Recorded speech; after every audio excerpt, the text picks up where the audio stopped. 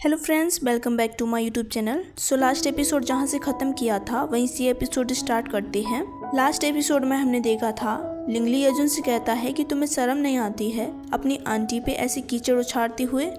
And वो तेंगसिंग का हाथ पकड़ता है, हाथ पकड़ के कहता है चलो एंजल मुझे सोना है, मुझे नींद आ रही है। दूसरी सीन हमें लिविंग रूम की दिखाई जाती है। यहाँ पर तेंगसिंग लिंगली से कहती है लिंगली क्या तुम अपनी मदर से नफरत करते हो? लिंगली कहता है नहीं, मैं उनसे नफरत नहीं करता हूँ। फिर तेंगसिंग उससे पूछती है तो फिर तुम नफरत क्यों नहीं करते हो लिंगली? लिंगली कहता है मुझे पता है कि उनकी कुछ डिफ़िकल्टीज रही होंगी मुझे छोड़ने की, वो मुझे बहुत चाहती हैं, मुझे पता है। मुझे बस अपने आप से नफरत है कि मैं इतना स्ट्रांग नहीं हूँ जो कि मैं उन्हें और तुम्हें प्रोटेक्ट कर सकूँ। लेकिन तेंगसिंग मैं सच में एक दिन स्ट्रांग बनूंगा और दोनों लोगों को प्रोटेक्ट करूंगा। इस पर तेंगसिंग सोचती है कि लिंगली सच में एक काइंड पर्सन है। वो इस पोजीशन में भी अपनी मदर के बारे में सोच रहा है, उनकी चिंता कर रहा है, ना कि अपने बारे में। एंड फिर तेंगसिंग लिंगली से कहती है लिंगली चलो हम दोनों मिलकर उन्हें प्रोटेक्ट करते हैं। लिंगली तेंगसिंग को अपनी तरफ हार्डली पुश करता है एंड तेंगसिंग कहती है यू बास्टर्ड लिंगली छोड़ो मुझे जाने दो। इस पर लिंगली कहता है एंजल मैं थोड़ा थका हुआ हूँ, मैं बस तुम्हें अपनी आर्म में होल्ड करना चाहता हूँ, प्लीज़ थोड़ी देर ऐसे ही बने रहने दो। तेंगसिंग कहती है ठीक है। फिर सीन हमें नेक्स्ट मॉर्निंग की दिखाई जाती है।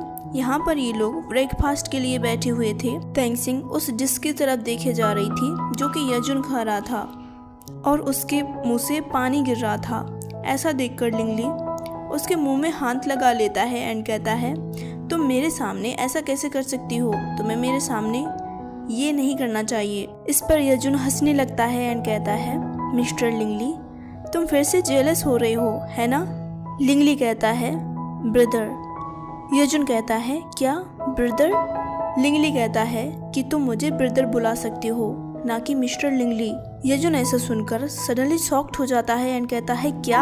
एंड वो अपने मन में कहता है कि ये फर्स्ट टाइम है कि लिंगली ने मुझे खुद को ब्रदर बुलाने के लिए कहा है। अगर लास्ट नाइट ऐसा मुझसे कहता तो मैं शायद सो नहीं पाता। एंड फिर तेंगसिंग कहती है यजुन मुझे लगता है कि तुम कुछ अजीब बिहेव करते हो।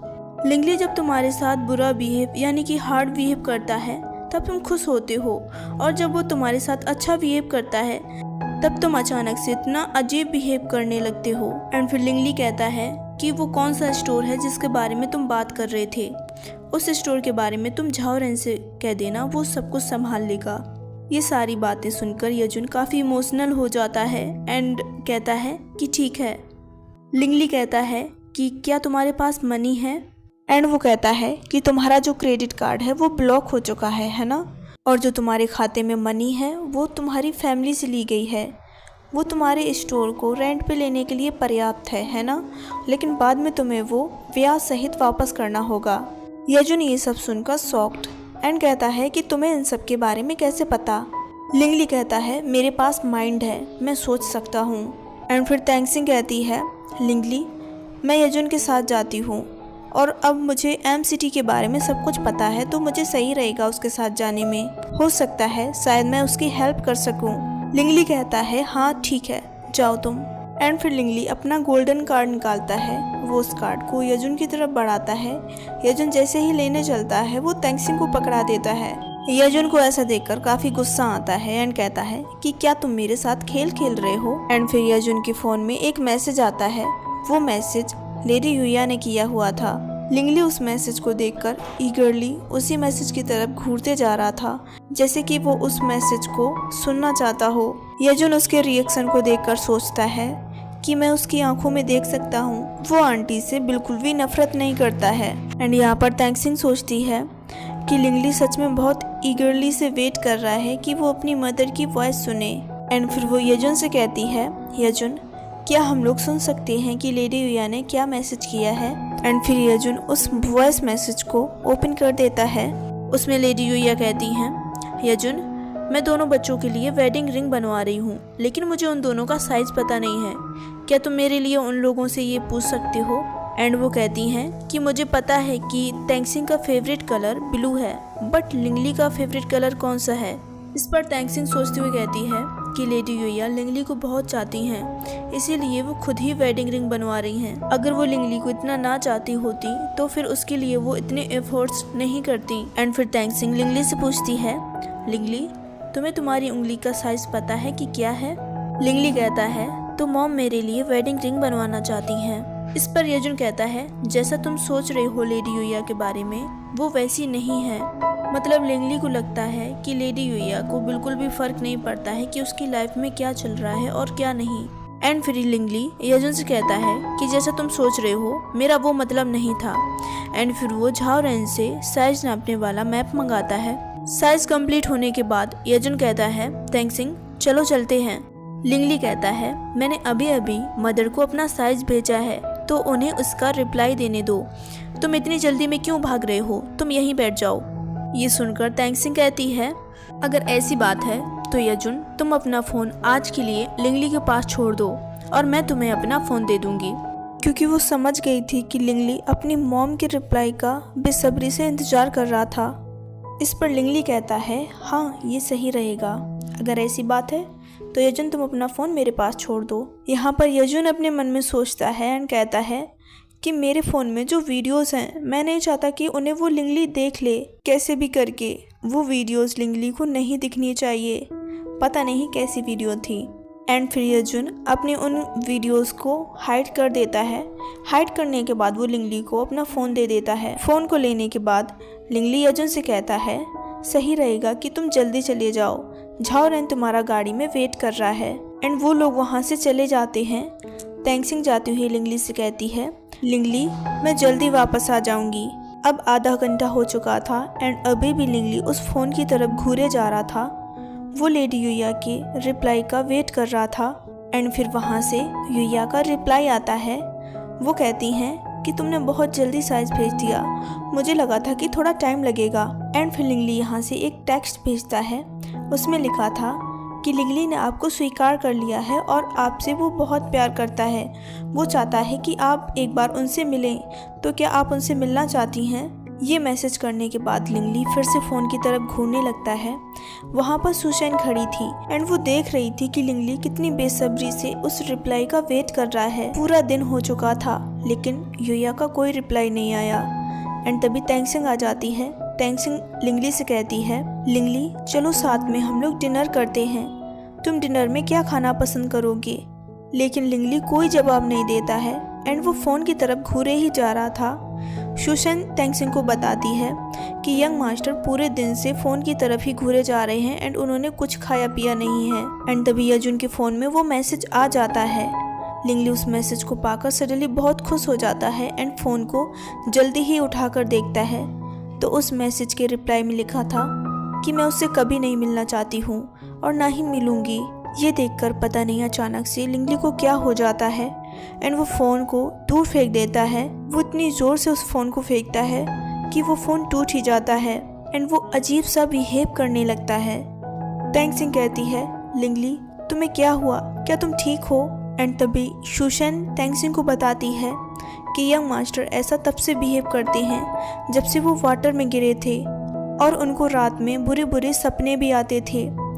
वाटर में गिरने के बाद हम लोगों ने उनकी 20 साल तक कोई आवाज़ नहीं सुनी। हम लोगों को लगता था कि यंग मास्टर अब बोल नहीं पाएंगे।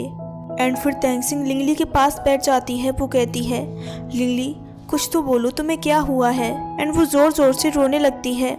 वो कहती है यजुन अब हमें क्या करना चाहिए? एंड फिर यजुन तैंगसिंग का फ़ोन मांगता है। वो अपने फ़ोन से उस सिम को निकालकर तैंगसिंग के फ़ोन में डाल देता है और फिर वो लिंगली के पास आता है। वो लिंगली से कहता है लिंगली तुम अपनी मदर की वॉइस सुनना चाहते हो ना?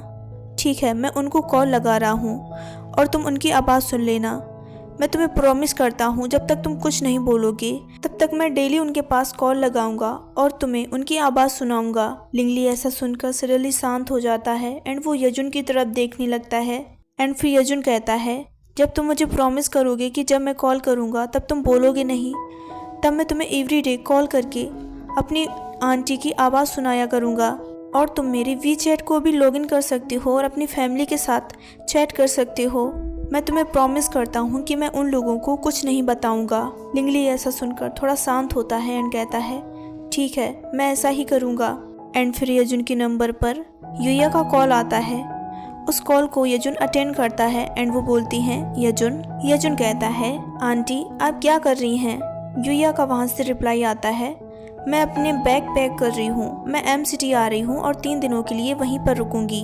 लिंगली अपने मन में सोचकर कहता है कि मॉम आज यहाँ पर आ रही हैं। युया का रिप्लाई देते हुए यजुन कहता है अगर आप एम सिटी आ रही हैं आंटी तो क्यों ना हम लोग साथ में डिनर करें। वहाँ से युया कहती हैं ठीक है, अगर तुम ऐसा चाहती हो तो मैं तुम्हारे लिए थोड़ा टाइम निकाल लूँगी। एंड वो कहती हैं वैसे एम सिटी में सब कुछ कैसा चल रहा है। लिंगली की बचपन से किसी ने उसकी केयर नहीं की है, तुम उसका हमेशा साथ देना एंड उसकी हेल्प करना, ठीक है। यजुन कहता है ठीक है आंटी, मैं उसके साथ में ही हूँ। ये सब सुनने के बाद लिंगली कहता है कि मैं देख सकता हूँ मेरी मॉम मुझे प्यार करती हैं, लेकिन वो मुझसे मिलने के लिए इनकार क्यों कर रही हैं। यजुन कहता है मैं तुम्हें सब कुछ बता देता हूँ। लिंगली कहता है कि कोई फर्क नहीं पड़ता कि वो मुझसे मिलना चाहती हैं या नहीं, लेकिन मैं उन्हें देख सकता हूँ और उनसे मिल सकता हूँ। इस पर यजुन कहता है लिंगली क्या तुम मेरे लिए मुसीबत कम करोगे। मेरी सच में हिम्मत नहीं है कि मैं तुम्हें आंटी से मिला सकूँ, और अगर उन्हें इसके बारे में पता चला तो फिर मेरे साथ क्या होगा तुम्हें अंदाजा भी नहीं है। इस पर लिंगली कहता है प्लीज़ मेरी बात सुनो, मैं बस उन्हें देखना चाहता हूँ और उन्हें मैं नज़र नहीं आऊँगा, मैं उन्हें बस दूर से देखूँगा। इस बात पर यजुन एग्री कर जाता है एंड वो सब लोग अब गाड़ी में थे। झाओशी के हाथ में एक कैमरा था और झाओरेन गाड़ी चला रहा था। यजुन लिंगली से कहता है कि इस बात का ध्यान रखना कि तुम्हें आंटी देख ना पाए। लिंगली झाओशी से कहता है कि वो डिवाइस कैमरा रेडी है ना। झाओशी कहता है हाँ ये रेडी है, मैंने इस कैमरे में नाइट मोड एक्टिवेट कर दिया है, ये वैसे ही काम करेगा जैसे कि डे टाइम काम करता है। वो सब लोग जा ही रहे थे, सडनली लिंगली की गाड़ी के सामने एक गाड़ी आ जाती है। वो ट्रक था जो कि लिंगली की गाड़ी की तरफ तेजी से बढ़ता जा रहा था। सो ओके गाइस, ये वीडियो यहीं पर खत्म करते हैं। देखते हैं नेक्स्ट वीडियो में कि आगे क्या होगा। तब तक मेरे चैनल को सब्सक्राइब, लाइक एंड कमेंट करना मत भूलना। मिलते हैं नेक्स्ट वीडियो में, तब तक के लिए bye bye and take care.